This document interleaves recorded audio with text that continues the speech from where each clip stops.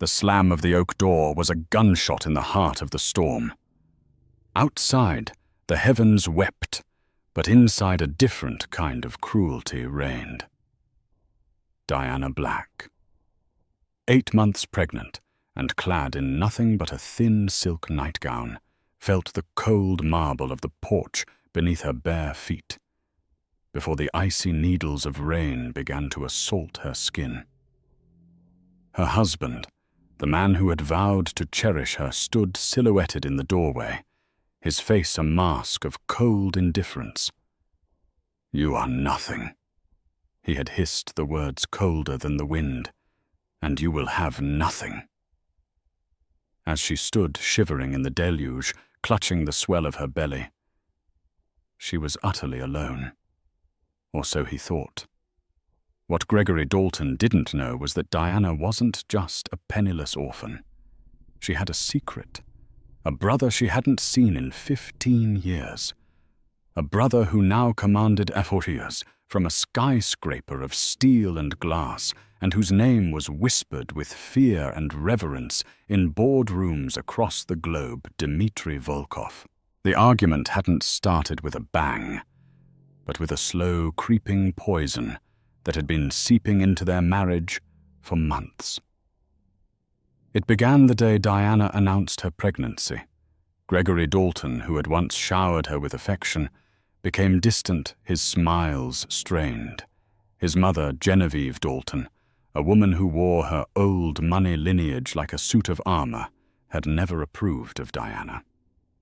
To Genevieve, Diana was a nobody, an architect with a pretty face and a mysterious, non-existent family, an unsuitable match for the heir to Dalton and Sons development.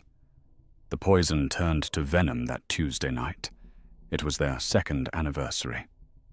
Diana had prepared a special dinner, but Greg came home late, smelling of expensive perfume that wasn't hers, and the faint, bitter scent of whiskey. "Where were you, Greg?" Diana asked, her voice trembling slightly as she stood by the cooling, untouched meal. "Out," he snapped, loosening his tie. "Business. You wouldn't understand. With Bianca Langley again." The name left a sour taste in her mouth. Bianca was the daughter of a construction magnate, a woman Genevieve paraded in front of Greg at every opportunity. Greg's face hardened. "What if I was... At least her family has a name, a legacy. What do you have, Diana?" "Who even are you? You showed up in this city with one suitcase and a portfolio. I gave you everything."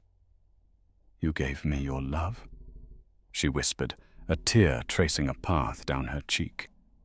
"You promised me a family. Our family." She placed a hand on her swollen belly.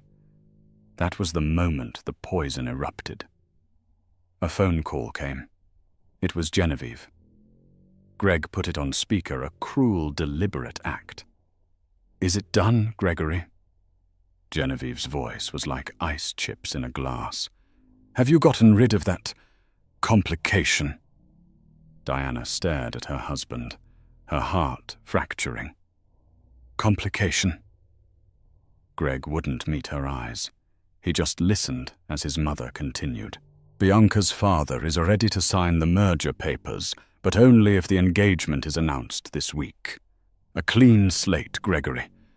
No messy attachments to a penniless orphan carrying a child that will only tarnish our name." "My baby, your grandchild, is a messy attachment." Diana's voice was barely audible. Greg finally looked at her, but the man she loved was gone. In his place was a stranger, his eyes reflecting his mother's cold ambition. "My mother is right. This was a mistake. I was blinded by a pretty face. The Daltons can't be saddled with this." He walked to the grand oak door and pulled it open, revealing the raging storm outside. Wind and rain lashed into the pristine foyer. "Get out." Diana stood frozen, the shock so profound it felt like a physical blow. "What, Greg? No. It's pouring. I have nowhere to go. I'm pregnant with your child. That's not my problem anymore, he said, his voice flat. He grabbed her arm, his grip surprisingly strong, and pulled her towards the door. She stumbled, trying to resist, but she was no match for his sudden, brutal strength. "Please, Greg, don't do this," she cried, her bare feet sliding on the wet marble. He shoved her over the threshold. She landed hard on her knees on the stone porch, the impact jarring her entire body. She looked up at him, her face streaked with rain and tears pleading with her eyes. For a moment, she saw a flicker of something in his expression, doubt, maybe even regret. But then his jaw tightened, and his eyes went cold again. "The lawyer will contact you about the divorce," he said, as if discussing a business transaction. "Don't try to contact me or my family again." Then came the final soul-crushing slam of the door. The sound echoed the thunder sealing her fate. Diana Black, 8 months pregnant, was left in the raging storm, with nothing but the clothes on her back and a heart that had been systematically, brutally shattered. The wind howled around her, whipping her thin nightgown against her shivering body. Each drop of rain felt like a judgment. She was alone, discarded and terrified for the life of her unborn child. The world became a blur of swirling rain and flashing headlights. Diana huddled against the stone pillar of the Dalton mansion's gate, the wrought iron pressing cold against her back. The initial shock had given way to a bone-deep chill that had nothing to do with the weather. It was the chill of absolute despair. Her phone. He hadn't taken her phone. Her fingers, numb and clumsy, fumbled with the small device in the pocket of the robe she'd managed to grab. The screen was slick with water. Who could she call? Her only friend in the city. Sofia Mendez was on a legal aid trip in South America, unreachable. She had no one else. The Daltons had made sure of that. They had slowly, methodically isolated her, convincing her that her friends were jealous, that her past was something to be ashamed of. She had believed them. She had traded everything for a love that turned out to be a lie. Her vision blurred. The cold was seeping into her bones, and a sharp cramp seized her lower abdomen. Panic, cold and sharp, cut through the fog of her misery. The baby. She scrolled through her contacts, a pathetic list of Greg's friends and business associates. Then she saw it. A name she hadn't called in over a decade. A name connected to a life she had long since buried. The contact was simply saved as Dima. It was a risk, a huge risk. He had told her to only call in a life-or-death emergency. This, she thought, as another cramp tightened its fist around her womb. Was it? With a trembling thumb, she pressed the call button. It rang once, twice. She was about to hang up, convinced it was a dead number, a ghost from the past. Then a voice. It was deeper than she remembered, clipped and precise with an undercurrent of authority that could command armies. "Diana." The sound of her name, spoken with a familiarity she hadn't heard in years, broke her. A sob tore from her throat. "Dima." She choked out, her voice raw. I need help." "Where are you?" There was no surprise in his voice, no preamble, just a sharp, focused question. "I don't know. Outside Greg's house. He threw me out." The words tumbled out between sobs. "It's raining. The baby." The silence on the other end was terrifying, but it was not silence of ination. It was the silence of a predator locking onto its target. "Stay exactly where you are. Do not move. Do not talk to anyone. A car will be there in 10 minutes. It will be a black Mercedes sedan. The driver's name is Mr. Chen. He will take care of you. I am on my way." The line went dead. Diana didn't know if she could last 10 minutes. The world was tilting the streetlights, smearing into long, watery streaks. She curled into a tighter ball, her hands protectively wrapped around her belly, whispering to her unborn child. "It's okay. We're going to be okay. Mummy's sorry." It felt like an eternity, but it was exactly 9 minutes later when a sleek black Mercedes sedan pulled silently to the curb.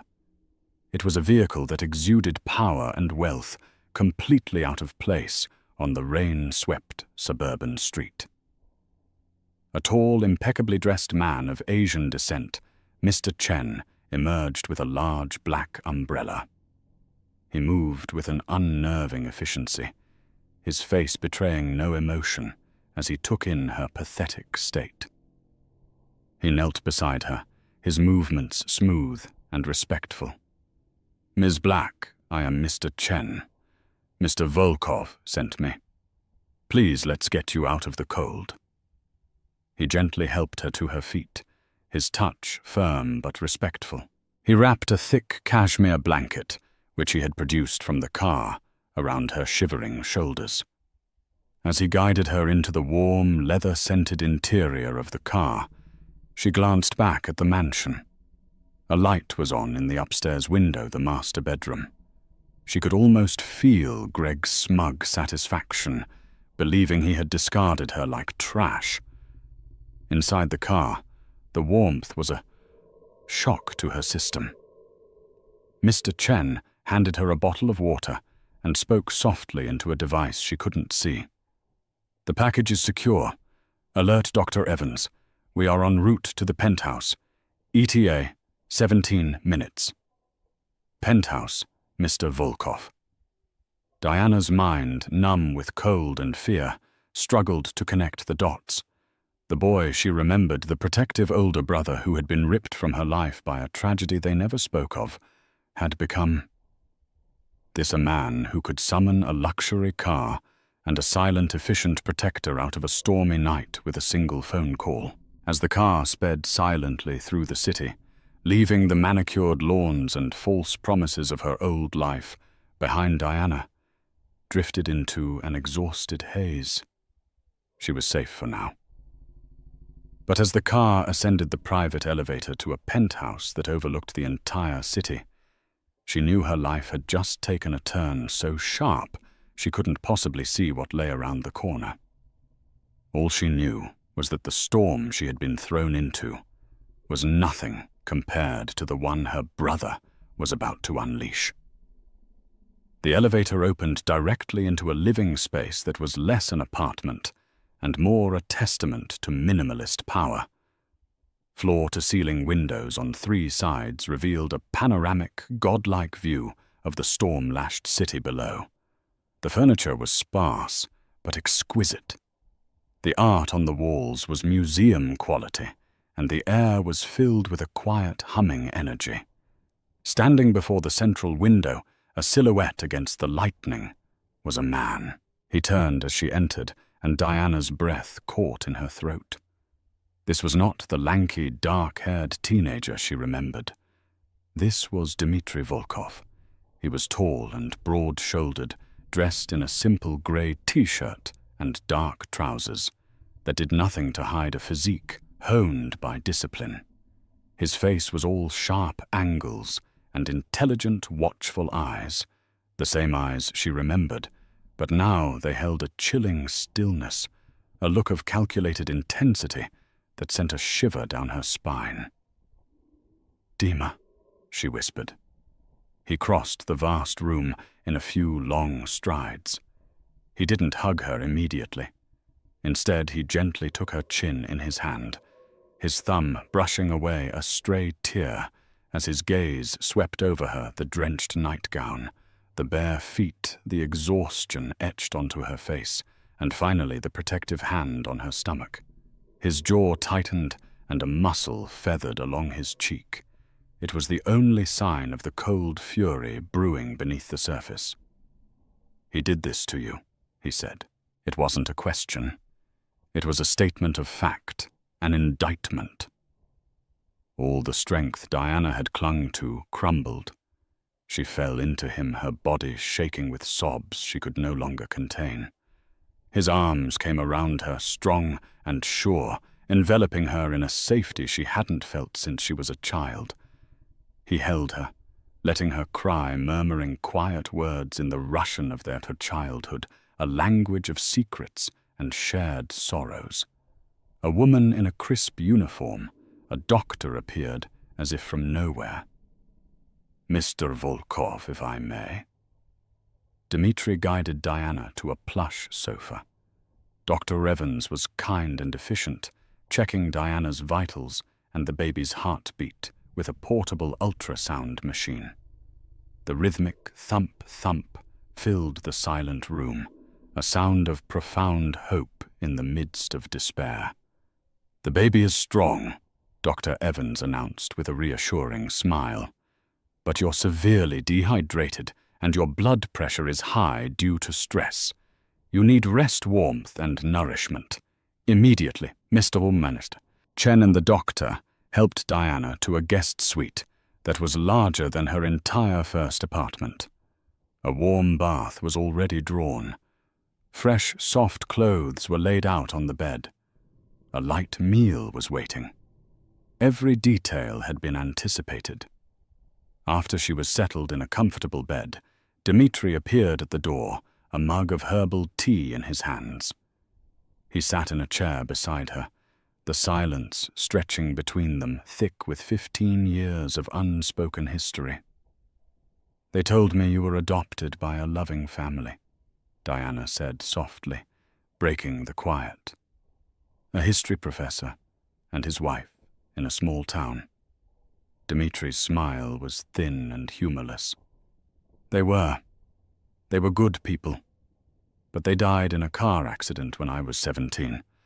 I was put back into the system." Diana gasped. "Dima, I never knew." "It's not something I advertised," he said, his gaze distant.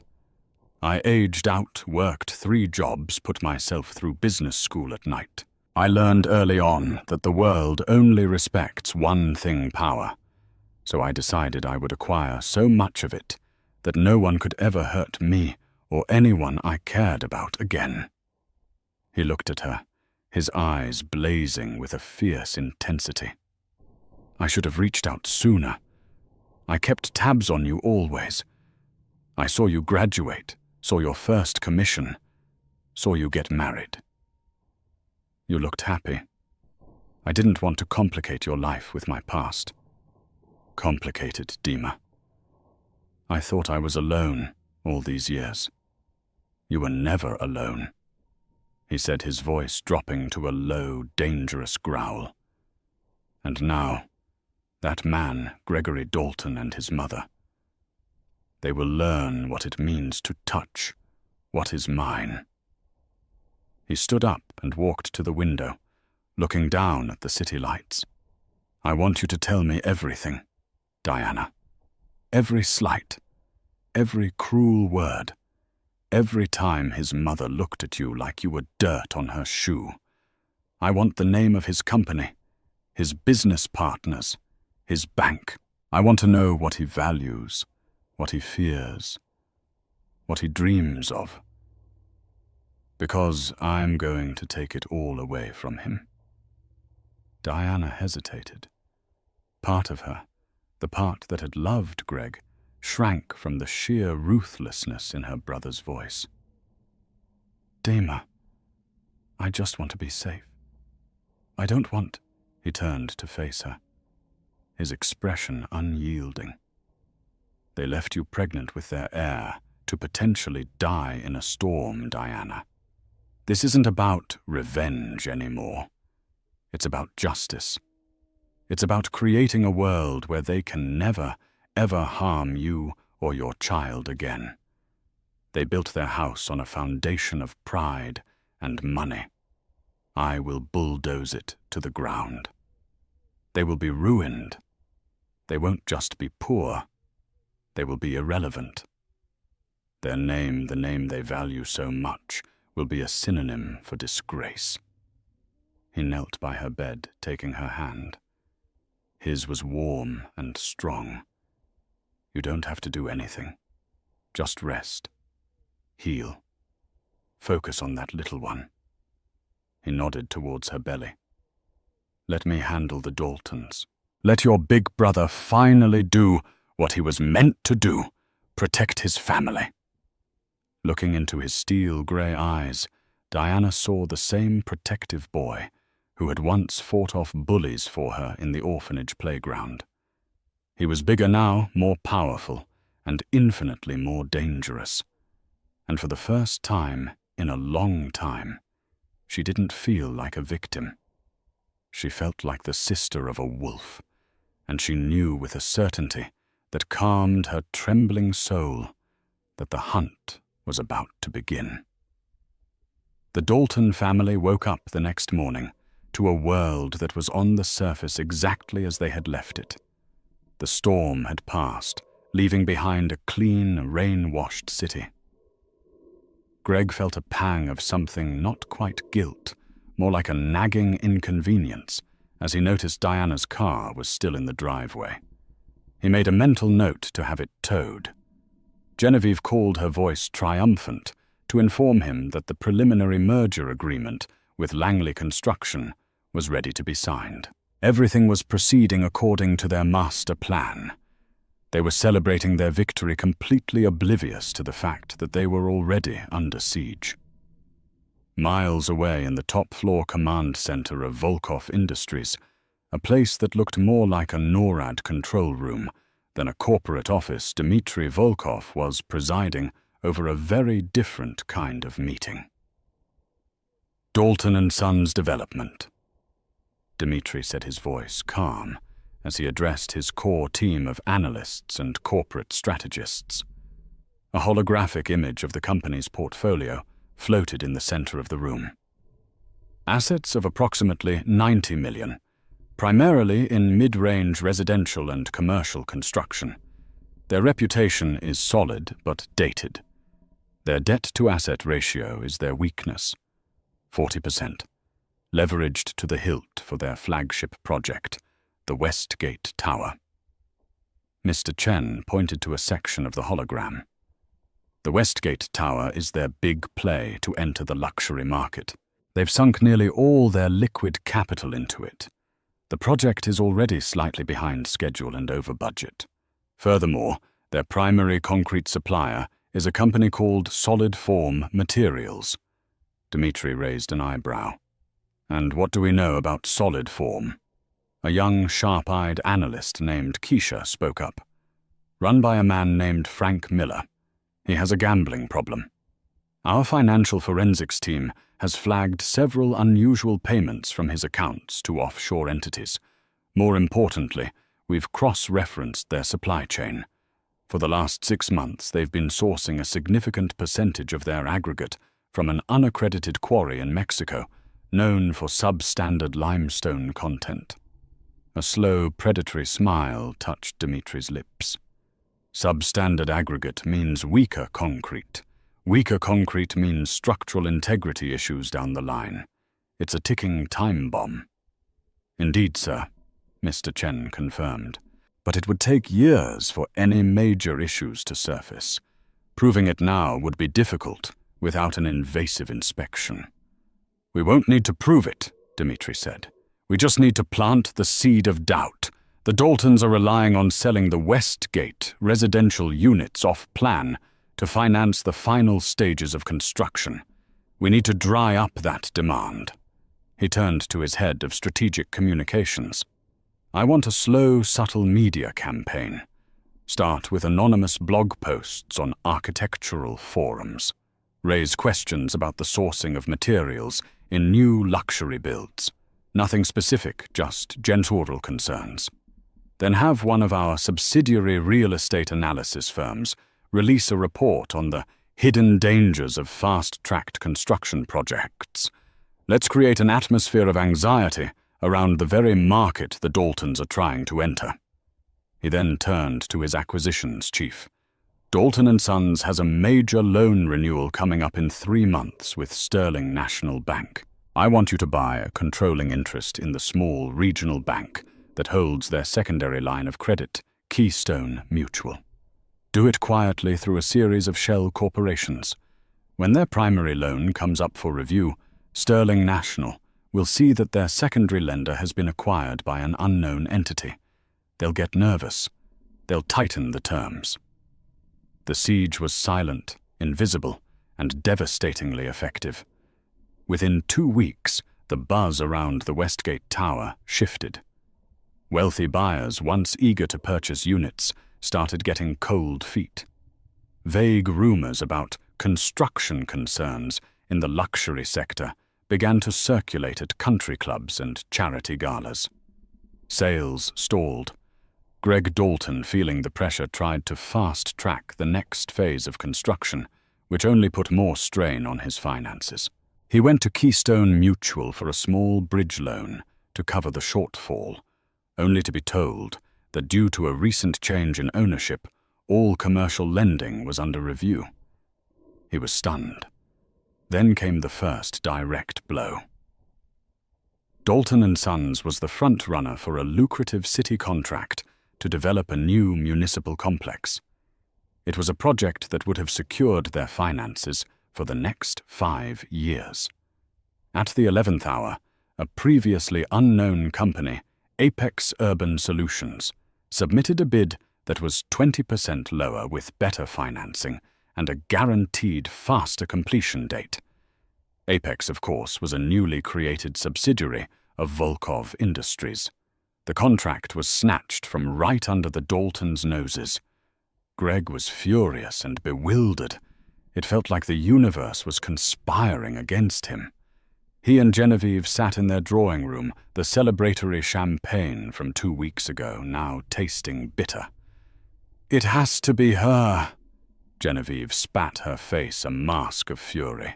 "That little tramp must be doing something to sabotage us." "How?" Greg shot back, pacing the expensive rug. "She has nothing. No money, no connections. She's probably living in some shelter. What could she possibly do?" They were blind. They were looking for a street-level brawl when they were being systematically dismantled by an airstrike from 80 stories up. They couldn't conceive of an enemy like Dmitry Volkov, a man who didn't just play the game, he owned the entire board. And from his penthouse, watching the stock price of Dalton & Sons begin its slow, steady decline, Dmitry knew this was only the beginning. He was constricting his grip slowly, cutting off their oxygen, and soon they would begin to thrash. The pressure mounted not day by day, but hour by hour. The silent siege had begun to create very audible cracks in the Dalton family's pristine facade. The Westgate Tower, once their symbol of future prosperity, now loomed over the city like a monument to their impending failure. Construction had slowed to a crawl. The stalled unit sales meant cash flow was a nightmare. Greg was spending his days in frantic meetings with bankers, and his nights staring at the ceiling, the numbers churning in his head. His relationship with his new fiancée, Bianca Langley, also began to fray. Bianca was accustomed to a certain lifestyle, one of effortless luxury. She had signed on to be the wife of a titan of industry, not the partner of a stressed-out contractor struggling to make payroll. "What do you mean we're postponing the trip to Monaco?" she demanded one evening, looking up from a jewelry catalogue. "The yacht show is next month." "We can't afford it, Bianca," Greg mumbled, rubbing his temples. "The Langley merger hasn't been finalized, and we're having some temporary liquidity issues." "Temporary?" Bianca's laugh was sharp. "Daddy says your company is starting to look like a bad investment. He's thinking of pulling out of the merger altogether." The threat hung in the air, thick and suffocating. The Langley deal was their only lifeline. Without it, they would drown. Genevieve, for her part, channeled her anxiety into a venomous obsession with Diana. She hired a private investigator to find her convinced that Diana was the source of all their problems. The investigator came back empty-handed. It was as if Diana Black had vanished from the face of the earth. There were no shelter records, no credit card activities, no new apartment leases. To the world, she had ceased to exist. This only fueled Genevieve's paranoia. Meanwhile, Diana was anything but gone. She was thriving. In the serene, secure environment of Dimitri's penthouse, she was rediscovering herself. The fear and heartbreak were slowly being replaced by a quiet, simmering anger and a powerful sense of purpose. She spent her days in Dimitri's vast library, devouring books on business finance and corporate law. She had designed their prison. Now she wanted to understand the mechanics of its demolition. She also started designing again. With state-of-the-art software and unlimited resources, she began sketching out plans for a new project, a foundation that would build beautiful, sustainable, and affordable housing for single mothers. It was a way to channel her pain into something positive, something the Daltons, with their obsession with opulent, soulless towers, could never comprehend. Her pregnancy was progressing beautifully. Under the care of Dr. Evans, she was healthy and strong. She and Dimitri fell into a comfortable routine. They would have dinner together every night, talking for hours about their lost childhood, their separate lives, and now their shared future. Diana began to see the man behind the Ruthless CEO, the brother who remembered she was allergic to strawberries and who would quietly place a cashmere throw over her when she fell asleep on the sofa. One evening, as they looked over the city, Diana placed a hand on her belly. The baby kicked. "He's strong," she said, a soft smile on her face. Dimitri watched her, his usually guarded expression softening. "He comes from strong stock." He paused, then said, "The Daltons are beginning to panic. Greg has been trying to liquidate some personal assets, but our financial division has been discouraging potential buyers. He's trapped." "Does he ever ask about me?" Diana asked, the question escaping before she could stop it. Dimitri's gaze sharpened.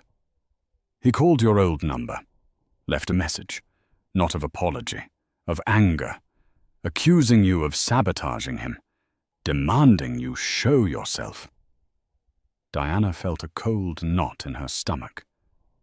"What did you do?" "I have the recording, if you wish to hear it," he said simply.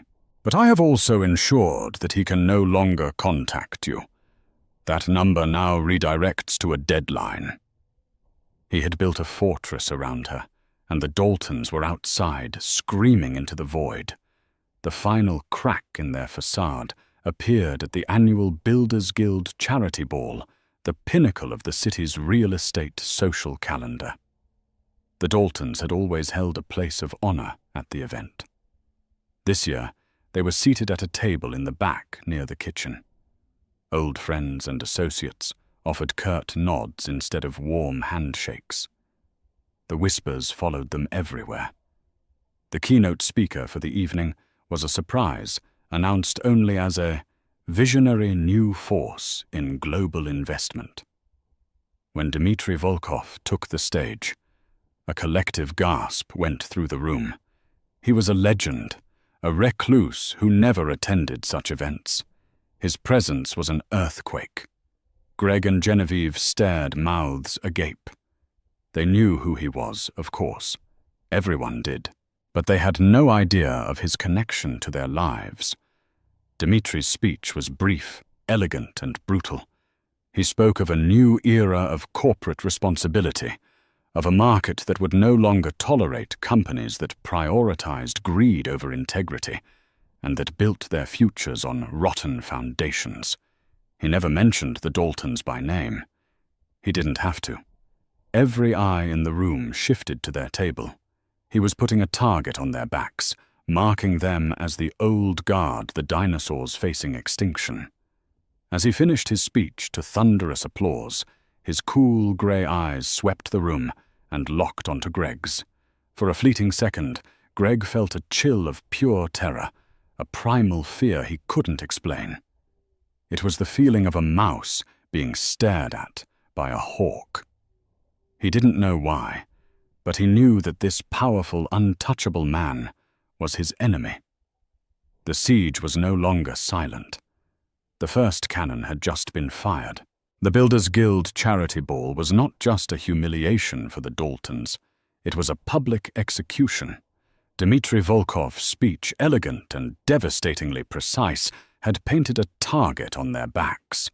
In the cutthroat world of high-stakes real estate, it was a signal to the sharks that there was blood in the water. The aftermath was immediate and brutal. The next morning, the feature article, "Cracks in the Concrete Kingdom," hit the city's leading financial journal. It was a masterpiece of innuendo and carefully sourced, expert concerns, and it acted like a detonator. Before the stock market had been open for an hour, Dalton & Sons stock was in free fall. Greg sat in his leather office chair, the same chair his father and grandfather had occupied, and watched the numbers on his screen glow a sickening, relentless red. The phone, which once rang with lucrative offers, was now a source of dread. Each call a fresh assault from a panicked investor or a nervous creditor. The killing blow came not from a stranger, but from Bianca's father, Harrison Langley. There was no courtesy, no sympathy in his voice. "The deal is off, Gregory," he said, his tone as cold and hard as granite. "My family doesn't attach its name to sinking ships. You're a liability." The click of the phone hanging up was the sound of his last lifeline being severed. Panic, a greasy clawing thing, took hold of Greg. He was trapped. His world, built on the illusion of prestige and the assumption of future wealth, was imploding. That evening he stayed late at the office, long after his demoralized staff had departed. Under the harsh fluorescent lights, he began to shred documents, his movements frantic and clumsy. Financial reports, supplier contracts, loan agreements. Anything that might look incriminating was fed into the machine, a desperate, futile attempt to erase the evidence of his own recklessness. He was no longer a captain of industry. He was just a cornered man, making all the wrong moves. Miles above the city, Dmitri watched the Dalton Empire's death throes with the detached calm of a chess grandmaster observing a predictable endgame. The financial ruin was nearly complete, the social disgrace absolute. But it wasn't enough. He wanted to salt the earth of their legacy, to ensure nothing could ever grow from its poisoned soil again. He wanted a final definitive stroke that would not only imprison them, but would expose the rotten core of their character to the entire world. And for that, he needed the one person who knew their secrets best. He found Diana not in the command center, but in the serene, light-filled nursery she had meticulously designed. The scent of lavender and fresh linen filled the air. She was sitting in a rocking chair, her hands resting on the gentle curve of her belly, a look of profound peace on her face. This room was her sanctuary, a world away from the vengeance being wrought in her name. Dmitri entered quietly, his presence a stark contrast to the room's softness. "It's time, Diana," he said, his voice gentle but firm. "The foundation is crumbling. I need you to help me push the walls down." He unrolled a set of large, heavy blueprints onto a nearby table. Diana's breath caught. They were the architectural plans for the Westgate Tower. For a moment, she recoiled. Those pages represented the pinnacle of her life with Greg, a time of shared dreams and whispered late-night conversations. Now they felt like relics from a tomb, artifacts of a grand deception. "I've had my forensics team go over every inch of their financials," Dmitri explained, his voice pulling her back to the present. But fraud can be hidden, numbers can be manipulated. A building, however, a building doesn't lie. You know his work, you know his mind, his shortcuts, the pressures he was under. Look at them, Diana. Look at them not as his wife, but as the brilliant architect you are. Find the lie. Hesitantly, Diana approached the table. Her fingers, long and elegant, traced the familiar lines of the tower's facade. The memories were a painful whisper, Greg boasting about the panoramic views, their arguments over the lobby's marble supplier. She pushed the personal pain aside, forcing herself to see the building for what it was. A complex equation of steel, glass, and concrete. Her professional instincts, sharp and honed, took over. For over an hour she studied the plans, her focus absolute. She cross-referenced material lists with structural load calculations. Her mind a rapid-fire calculator of stress and tolerance. She remembered fragmented conversations, Greg complaining about the rising cost of high-grade steel reinforcements for the upper floors. She recalled a tense meeting with a supplier where he had aggressively renegotiated the price of aggregate. At the time, she had admired his business acumen. Now she saw it through a different lens. Her eyes narrowed, scanning the detailed specifications for the concrete mix. Her finger stopped hovering over a small, dense block of text.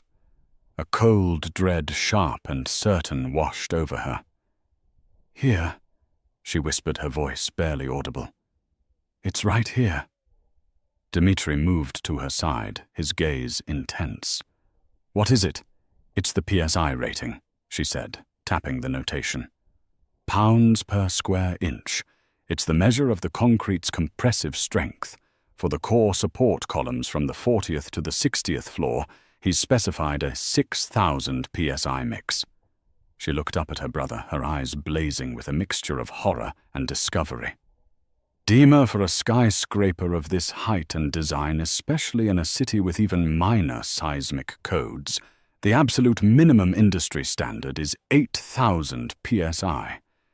He might have even needed 10,000. The implication was staggering. Using the lower grade mix would have saved him millions. Diana continued, her voice gaining strength. Enough to cover his budget overruns and make the project appear profitable to his investors. But it's a catastrophic risk. The building's core is fundamentally compromised. Over time, with stress and environmental factors, it could fail. She finally understood.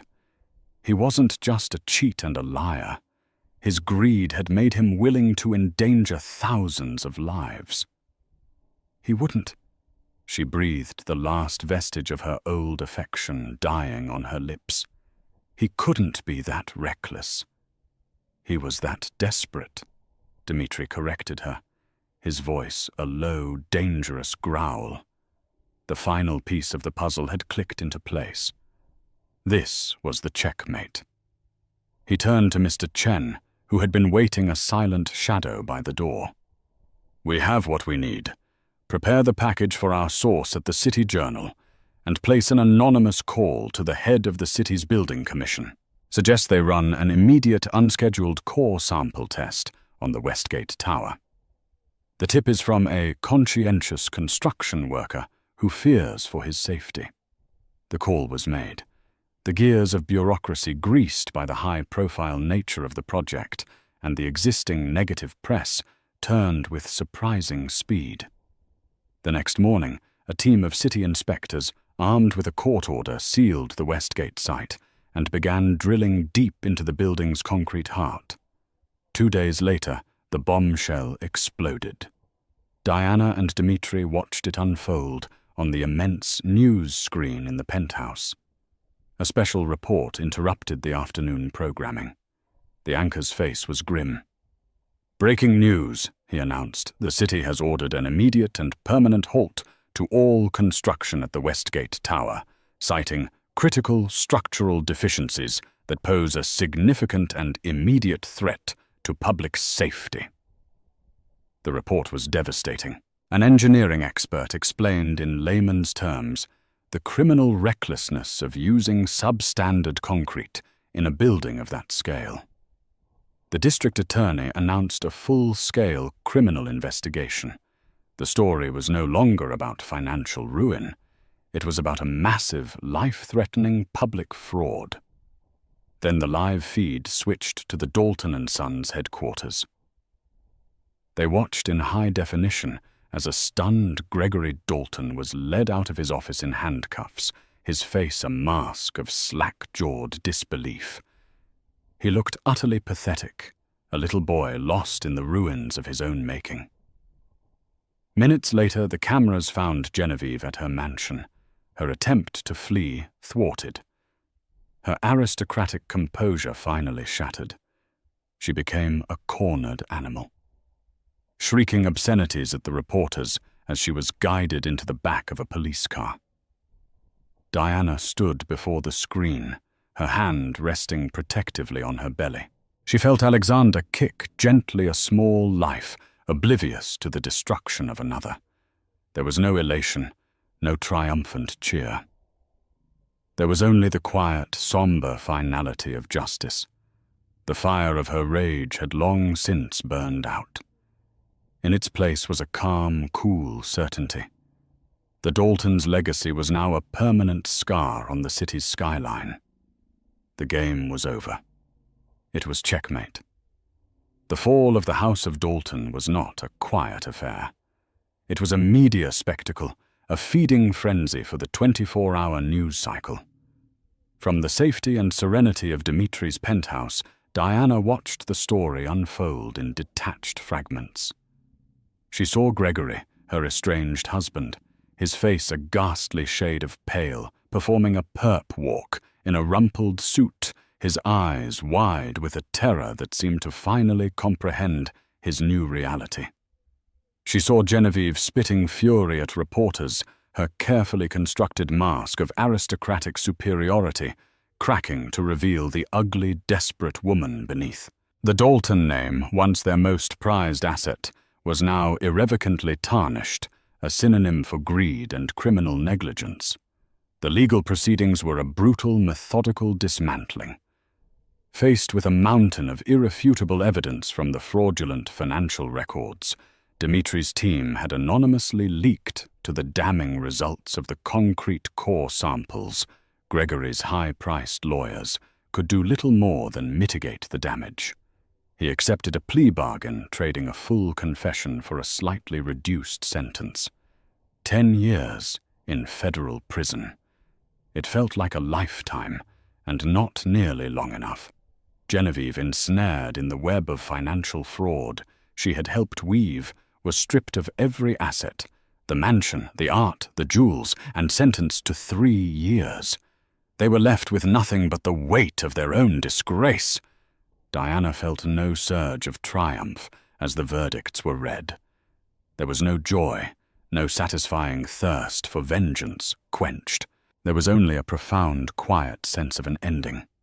A chapter violent and painful had been slammed shut. Her gaze drifted from the television screen to the window where the city skyline was painted with the soft colors of dawn. Her attention, her very soul, was already focused on a new beginning. The echoes of the Daltons' ruin were fading, replaced by the insistent, powerful rhythm of a new life stirring within her. A few months later, in the sterile quiet of a hospital room, that new life made its grand entrance. The world narrowed to a primal sequence of pain effort and breathless anticipation. Dimitri was a steadfast, if slightly terrified, presence in the waiting room, while Sophia Mendez, having returned from her trip and been brought up to speed, held Diana's hand, her calm voice a lifeline. And then a cry, a powerful, life-affirming wail that cut through the exhaustion and filled the room with undeniable proof of a miracle. They placed him in her arms, a tiny, perfect being, with a tuft of dark hair and his mother's deep, searching eyes. Diana looked at him, and the last vestiges of the woman who had shivered in the rain vanished forever. In her place was a mother, fierce and protective. This small, warm weight against her chest was her world now. He was the future. He was innocence. He was a promise. "What's his name?" the nurse asked softly. Diana looked at her son, her voice clear and strong. "Alexander. Alexander Black." The name was a declaration. There would be no link to the Dalton legacy, no shadow of their name to fall upon his future. He was a Black, the start of a new lineage, one that would be defined not by wealth or status, but by resilience and love. When she brought Alexander home to the penthouse, Dmitri was waiting. The formidable CEO, a man who could command boardrooms and move markets with a single word, looked utterly undone by the tiny bundle in the carrier. He approached with a reverence Diana had never seen in him, his hands hovering uncertainly. "Can I?" he asked, his voice uncharacteristically hesitant. Diana gently passed his nephew into his arms. Dmitri held Alexander with a surprising tenderness, his large frame seeming to cradle the baby's fragility.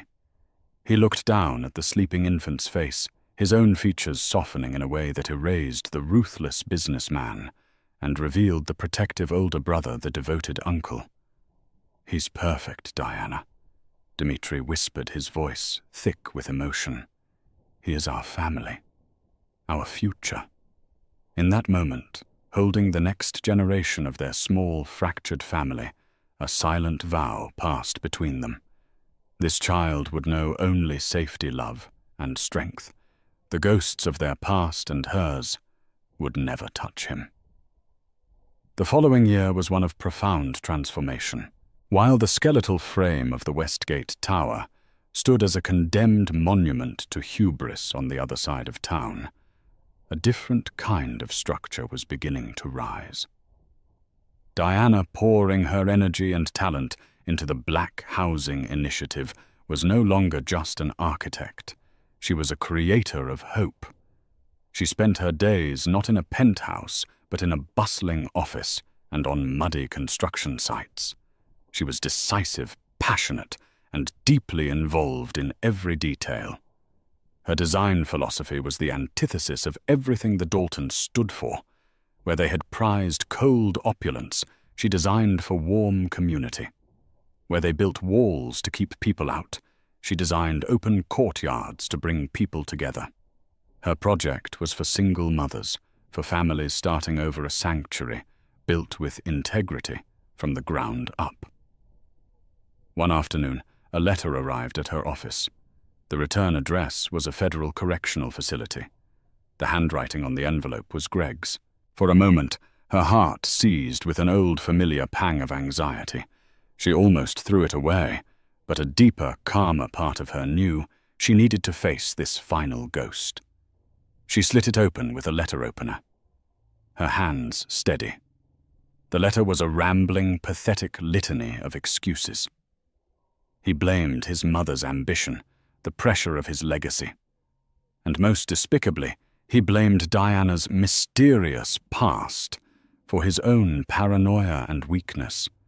It was pages of self-pity devoid of any genuine remorse. The final paragraph was a desperate plea for her to write to his parole board, to send money to somehow salvage the life he had so thoroughly destroyed. He still saw her as a tool to be used. He had learned nothing. Diana read the last line and felt nothing. The anger was gone. The hurt was a distant scar. All that remained was a profound sense of pity for this small, broken man who would forever be a prisoner of his own character flaws. She stood up, walked to the heavy-duty office shredder, and fed the letter into it. The machine whirred to life, chewing the desperate, manipulative words into meaningless strips of confetti. It was a quiet, deliberate ceremony. The last thread connecting her to Gregory Dalton had been severed. A year to the day after Alexander was born, Diana stood on the construction site of her first completed building. The scent of fresh paint and new wood hung in the air. Alexander, now a curious toddler, with an unsteady walk, held tightly to her hand, his eyes wide with wonder at the bustling scene. Dmitri stood beside them, no longer the dark angel of vengeance, but simply a proud uncle in a sharp suit. He watched as Alexander took a few wobbly steps toward a patch of newly laid sod before tumbling harmlessly onto the soft grass, letting out a delighted giggle. "You built this, Diana," Dmitri said, his voice filled with a deep, quiet admiration as he looked from the beautiful, welcoming building to his sister. "They tried to throw you away to make you nothing, and you took their ugliness and built something beautiful from it." Diana smiled, a genuine, radiant smile that reached her eyes.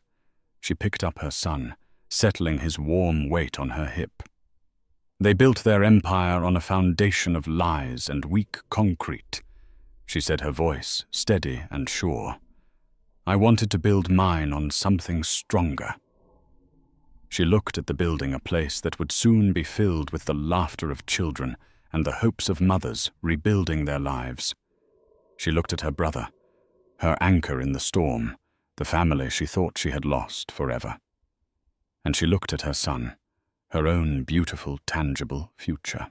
The storm had been terrible, but it had washed away a life that was never truly hers, clearing the ground for something real, something true, something she had built, not just with her own 2 hands, but with a heart that had been broken and had healed stronger than before. And so Diana Black's story comes to a close. It's a powerful reminder that the darkest storms often precede the brightest dawns. Thrown away and left with nothing, she didn't just survive. She rose from the ashes of a broken life to build a new legacy. Not one of cold, empty towers, but one of hope, strength, and community. Her journey from a shivering victim on a cold porch to a powerful creator of her own destiny shows us that our true worth is never defined by those who discard us, but by the strength we find within ourselves and the love of the family we choose. If Diana's story of strength and justice moved you, please take a moment to support our channel. Hit that like button to let us know you want more stories like this. Share this video with someone who needs a reminder of their own resilience. And most importantly, click subscribe and ring that notification bell. That way you won't miss a single one of our next stories about justice served and incredible comebacks. Thank you for listening.